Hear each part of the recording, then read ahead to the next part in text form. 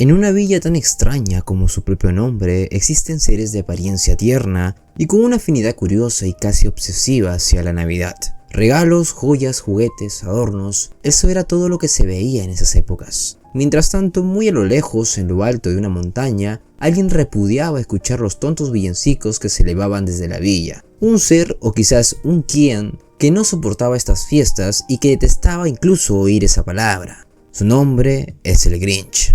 Pero no creo que sea necesario contarte la historia completa porque seguramente la conoces de memoria. Lo que quiero analizar ahora es el hombre que estuvo detrás de este simpático ser verde. Sí, hablamos de Theodor Süss Geisel, más conocido como Dr. Süss. ¿De dónde surge este curioso personaje?, te preguntarás. ¿O en quiénes se inspiró su creador? ¿Y por qué lo dotó de un rechazo tan profundo hacia una festividad que para muchos representa alegría y unión? Bueno, para entender esto, primero hay que entender al Grinch, o mejor dicho, a su creador, y primero hay que comprender el mundo que lo vio nacer.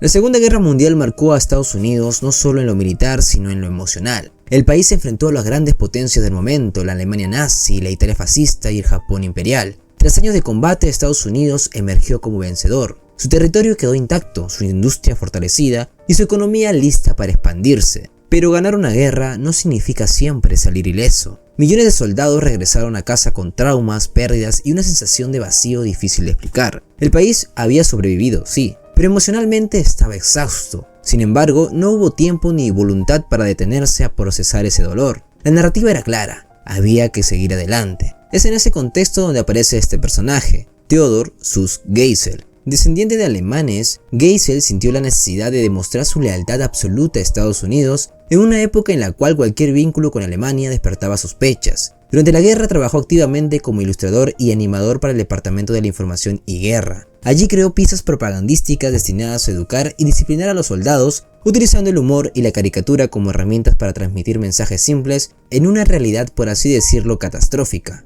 Geisel pasó años dibujando enemigos, años observando cómo una sociedad podía ser movilizada emocionalmente a través de símbolos, consignas y narrativas cuidadosamente construidas. Cuando la guerra terminó, algo cambió. Estados Unidos entró en una etapa de crecimiento económico acelerado. La industria que antes producía para la guerra se volcó al mercado doméstico. Nació la era del consumo masivo. La publicidad invadió los hogares y el llamado sueño americano sería un nuevo comienzo. Ahora era evidente que el éxito no se medía por lo que se era, sino por lo que se tenía. Comprar dejó de ser solo una necesidad y se convirtió en una identidad. Durante años de racionamiento y sacrificio, la población había aprendido a contenerse, a no involucrarse demasiado y a no aparentar demasiado. Y cuando todo terminó, apareció un impulso colectivo por llenar ese vacío. Casas más grandes, autos nuevos, electrodomésticos, simples comodidades. Tener más era una forma de decir sobrevivimos, lo logramos y estamos bien, aunque no siempre lo estuvieran. Ese consumo no se limitaba a una fecha, ocurría realmente todo el año, pero había un momento donde se volvía imposible de ignorar. Sí, la Navidad. A diferencia de otras festividades, la Navidad involucra comparación social. Una fecha pensada para estar en familia, para mostrarse unidos. Quien pasaba la Navidad solo no era visto con neutralidad, sino con incomodidad o lástima.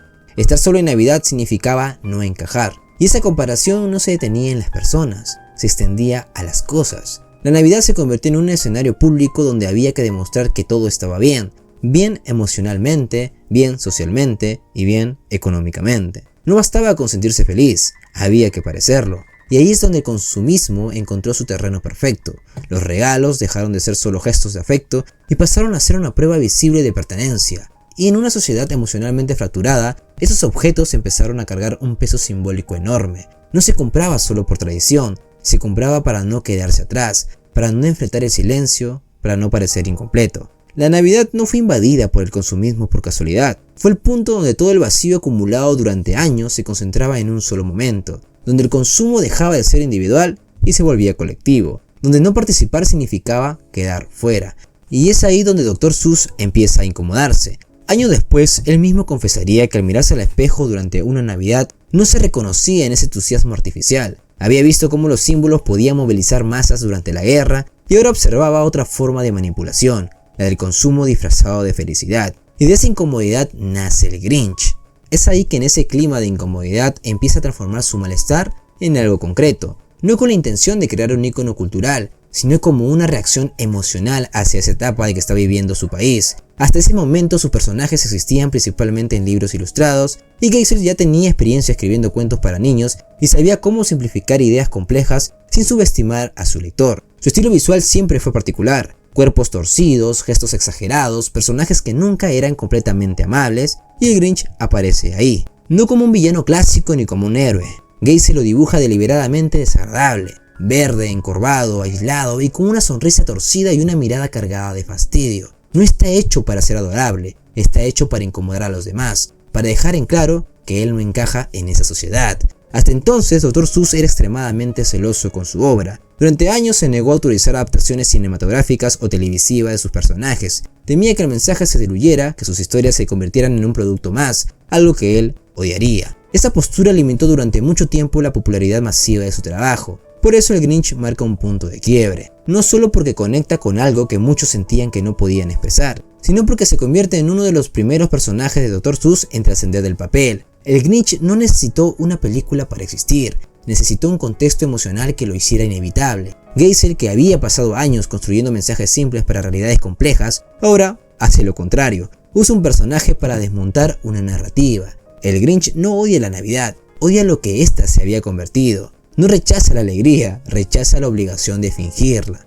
El famoso acto de robar la Navidad no simboliza odio, sino una pregunta incómoda: ¿qué queda cuando quitamos todo lo material? El corazón del Grinch no representa maldad, sino consecuencia. Una consecuencia de una sociedad que aprendió a reemplazar el sentido con exceso. En un país que ganó la guerra pero no se permitió sanar. El Grinch encarna a quienes observan desde afuera cómo todos celebran algo que ya no logran sentir. Y es así que este personaje no nace de una fantasía infantil, sino de una experiencia histórica y concreta. Una nación que confundió prosperidad con plenitud y consumo con significado. Dr. Seuss utiliza el Grinch para recordar que no todo lo que brilla es celebración y que no toda tristeza es maldad. El Grinch nace cuando una sociedad deja de preguntarse por el sentido y empieza a llenarlo con cosas.